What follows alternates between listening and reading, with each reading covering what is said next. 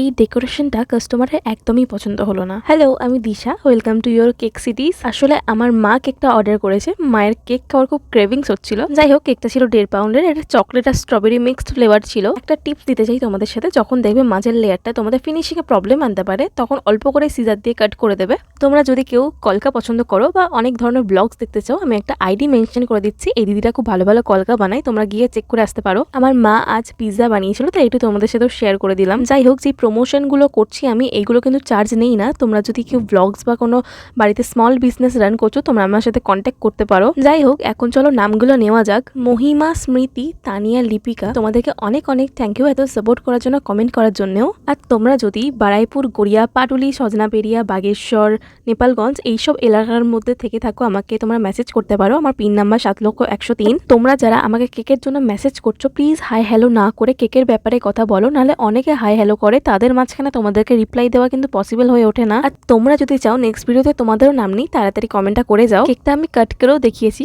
ব্যাস, আজকের জন্য টাটা।